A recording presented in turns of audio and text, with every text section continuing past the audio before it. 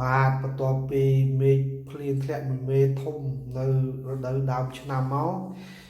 ចេញមកក្រៅនៅកន្លែងសួនបន្លែខ្ញុំមកផ្លែស្រាប់តែឃើញសត្វចម្លែកមួយហើយនេះជាសត្វចម្លែកដែលជាសត្វមេអំបៅមានខ្លួនមួយតែក្បាលវាពីរឃើញប្លែកខុសធម្មតាហើយពណ៌វានឹង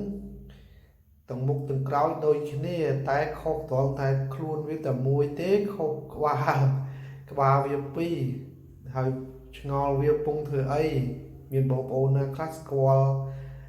សត្វមេអំបៅហ្នឹងតើវាកំពុងធ្វើអីហើយបងប្អូនណាខ្លះដែលខ្លាចសត្វដង្កូវដែលអ្នកខ្លាចសត្វដង្កូវខ្លះហ្នឹងខ្លាចដល់យំទៀតពេលឃើញសត្វដង្កូវធ្លាក់លើខ្លួនម្ដងហ្នឹងភ័យឡើងយំហើយអ្នកដែលខ្លាចដង្កូវហ្នឹងពេលឃើញសត្វមេអំបៅស្រឡាញ់មេអំបៅអត់ហើយពេលមេអំបៅធ្លាក់លើខ្លួនឬទុំលើខ្លួនហ្នឹងហ៊ានចាប់មេអំបៅអត់ហើយ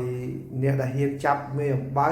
គឺត្រូវហ៊ានឆាត់សត្វដង្កូវព្រោះសត្វមេអំបៅនិងសត្វដង្កូវជាសត្វតែមួយទេគ្រាន់តែមុនខ្លាយជាសត្វមេអំបៅដែលមានពណ៌ស្រស់ស្អាតដែលអ្នកគ្រប់គ្នាឃើញគួរឲ្យស្រឡាញ់ហើយអត់ខ្លាចឃើញចង់ចាប់វាលេងនោះគឺសត្វមេអំបៅហ្នឹងត្រូវរស់ជាសត្វលង្កូវមួយរយៈពេលសិនបន្ទាប់ពីវាញាស់ចេញពីពង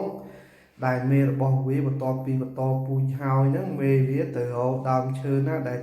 មានស្លឹកទើបលាស់ខ្ចីហើយស្លឹកហ្នឹងអាចពេលកូនវាញាស់ទៅអាចឲ្យកូនហ្នឹងស៊ីស្លឹកហ្នឹងបានដល់អញ្ចឹងទៅមេរបស់វាទៅហៅទៅពងដាក់លើស្លឹកឈើហ្នឹងដល់ពេលពងហ្នឹងញាស់ហើយ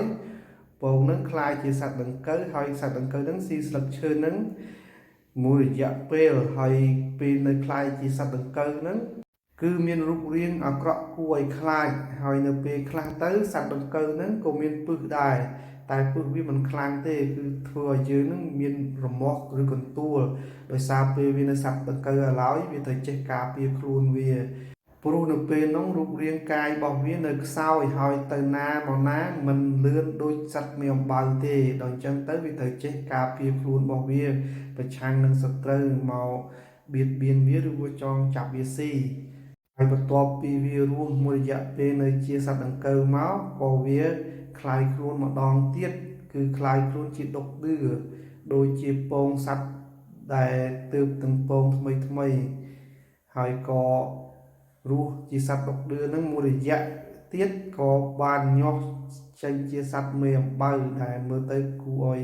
ស្រឡាញ់ដែលអ្នកគ្រប់គ្នាលែងខ្លាចវា